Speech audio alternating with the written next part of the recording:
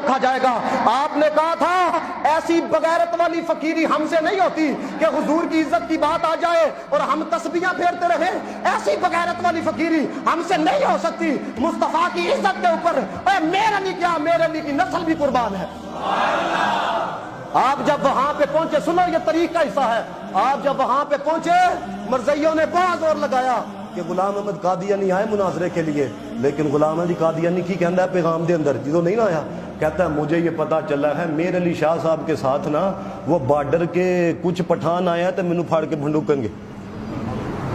لہذا میں نہیں آ سکتا۔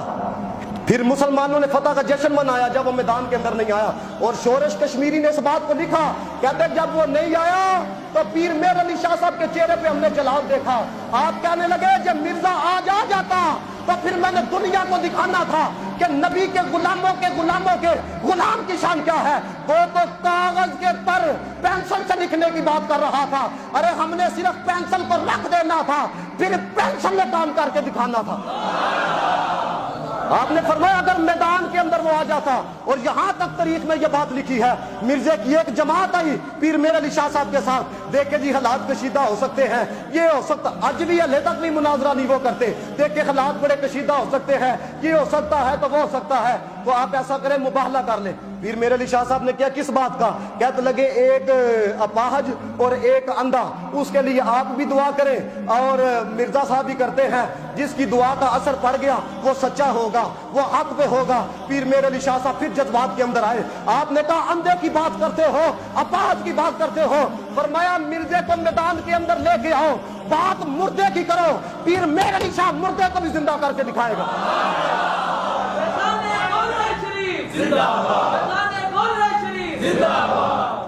آپ نے فرمایا کون سی بات کرتے ہو، اور پھر آپ کو پتا ہے کچھ احباب ہم جیسے بھی تو ہوتے ہیں نا، دیکھو جی ایڈا وڈا دعویٰ کر چھڑے ہیں تو صرف بات ہی کی تھی، کسی نے کہا پیر میر علی شاہ صاحب سے حضور ایڈی وڈی گل کی سی کہ مردے کو لے کے آؤ وہ بھی زندہ کیا جائے گا، کہنے لگے میں نے تھوڑا کہا تھا، کملی والے نے کہا تھا، کہنا تیرا کام ہے، کرنا رب کا کام ہے۔ میرے آقا کی شان والا جیسا کوئی نہیں کائنات کے اندر، نہ تھا نہ ہے نہ ہوگا، مل کے پڑھنا جے میرے نال، کوئی مثل مصطفیٰ کا، باہر والے بھی بولو ذرا، کوئی مثل مصطفیٰ کا کبھی تھا نہ ہے نہ ہوگا، کسی اور کا یہ رتبہ کبھی تھا نہ ہے نہ ہوگا، کسی اور کا یہ رتبہ کبھی تھا نہ ہوگا، کسی اور یہ بات بھی یاد رکھیں، ان کے بڑے وہ ہیں جن کی داستانیں سنا کے بچے سلائے جاتے ہیں، ہمارے بڑے وہ ہیں جن کی داستانیں سنا کے مردے جگائے جاتے ہیں، مردے جگائے جاتے ہیں۔ مولانا عبدالستار خان نیازی رحمت اللہ تعالی علیہ، یہ محمد عربی کے کیسے غلام تھے؟ پرویز کندھار کہتا مجھے اوپر سے آرڈر آیا عبدالستار خان صاحب گرفتار کر کے نا تے تو ہی چھانگا مانگا دی طرف لے جاؤ تے ٹھنڈے پانی چ گوتے بھی لواؤ تے مارو بھی۔ اب داڑھی کی حیا آ گئی، پرویز کندھار کہتا ہمیں داڑھی کی حیا آ گئی، اسی کیا مولانا صاحب ہم آپ کو مارتے نہیں، لیکن جدو وڈے افسر آن گے نا، کیونکہ قیدا ختم نبوت پہ آپ نے پہرا دیا، پھانسی کے پھندے کو چوما، جب بڑے آئیں گے نا تے تسی بس درد والی آوازاں کڈنیاں نے، ہائے میں مر گیا، ایہو جی آوازاں کڈنیاں نے۔ مولانا عبدالستار خان نیازی رحمۃ اللہ تعالی علیہ، ارے حضور کے عشق کے اندر جو مار پڑے اس سے اچھی مار کون سی ہو سکتی ہے؟ مصطفیٰ کے عشق کے اندر جان چلی جائے اس سے اچھا جانا کیا ہو سکتا ہے؟ آپ نے کہا مینوں مارنا جے تے مانو، مصطفیٰ دا غلام جھوٹ نہیں جے بول سکتا، ورنہ مینوں مارنا جے تے مارو۔ اور پھر آپ کو شاید یاد ہو کہ جب پاکستان کا جڑا وزیر خارجہ تھا پہلا، اس کا نام تھا ظفر اللہ، اس نے جنگیر پارک کراچی کے اندر 18 مئی غالباً 1952 کو اس نے تقریر کی، اور اس نے جب یہ کہا نا کہ مرزے کے بغیر اسلام کا شجر جو ہے وہ سوکھ جاتا ہے، ہرا بڑا نہیں رہتا۔ آپ کو پتہ ہے صرف اس ایک جملے کے اوپر 10,000 مسلمان شہید ہوئے تھے، 10,000، اور جو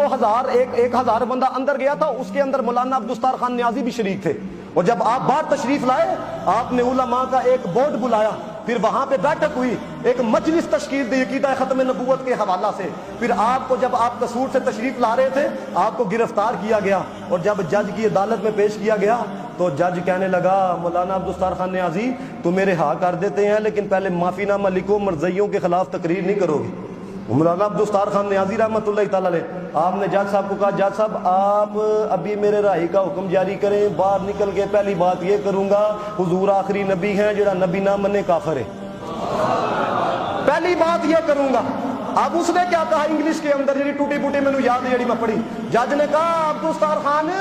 یو ول بی ہینگ, تینوں لٹکا چھڑنا ہے, پھانسی دے پھندے پہ لا چھڑنا ہے. آپ نے کیا کہا, آپ نے فرمایا اس دیٹ آل, بس اتنا ہی, وہ لٹکانے کی بات کر رہا ہے, ہم تو مصطفیٰ سے اتنا پیار کر چکے ہیں, رب 1000 جانے دے, 1000 مرتبہ بھی مصطفیٰ کی جان نام پہ قربان ہونا پڑے, ارے نیازی کو وہ بھی قبول ہے. اس لیے ہم جانتے ہیں جو ان سے نام پہ فدا ہو کے دنیا سے چلا جاتا ہے, ارے دنیا میں بھی نام باقی رہے گا, اور کل قیامت والے دن مصطفیٰ بھی کہیں گے وہ دیکھو ہمارا غلام آ گیا ہے.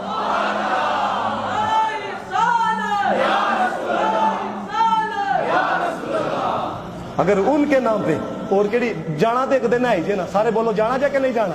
ہاں لیکن کوئی غیرت مندی والی زندگی گزارو ہے. صرف تمہیں جگایا جگا, تمہیں پتا ہے کہ میں جمعے تو رمضان تو علاوہ بھی تقریر جی کرنا وا نا, خدا کی عزت کی قسم کھا کے کہتا ہوں پانی کے ایک گھونٹ کی بھی پیاس نہیں ابھی تک لگی. میں خدا ہو سکتا ہے تو روزہ لگ رہا ہے لیکن مجھے روزہ نہیں لگا. کیوں؟ انہوں دی گل کرنا پہ, ان کا ذکر غذا ہے, ان کا ذکر پیاس کو بجھاتا ہے, پیاس کو بجھاتا ہے. رسول اللہ نہ وفا کرو جوانوں, جتنے آئے ہو نا, جدوں کوئی ایسی بات دیکھو حضور دی عزت دی بات نہ کرو, دیکھو نبی کی عزت کا مسئلہ ہے, نبی کی عزت کا مسئلہ ہے. پھر دیکھو اللہ تعالیٰ اسی عملی اعتبار نہ کمزور ہو سکنے ہیں, لیکن یہ بات کا آپ کو پتہ ہے کہ ذوالفقار علی بھٹو جب جیل کے اندر تھا تو مرزائیوں نے کیا کہا, اب تو ٹائم ہی نا تو میں بھی بات کرتا, مرزائیوں نے کہا دیکھو جی سانو کافر کرا دیتا ہے, موت نو ڈیکدا پہ اندر ہے. تو کنر رفیع الدین نے یہ کتاب لکھی کہ بھٹو کے آخری 323 دن, اس کے اندر اس نے لکھا, اس نے کہا میں بھٹو کے پاس گیا اور میں نے کہا وہ قادیانی تو یہ کہتے ہیں بھٹو مسکرایا اور مسکرا کے کہنے لگا میں گناہ گار ضرور ہوں, لیکن مجھے پتا ہے کہ یہ جو میں نے صرف ایک عمل کیا ہے نا, اپنے سچے رسول کے دشمنوں کو میں نے جو کافر قرار دیا ہے, اس عمل کی وجہ سے اللہ تعالیٰ میری بخشش فرما دے.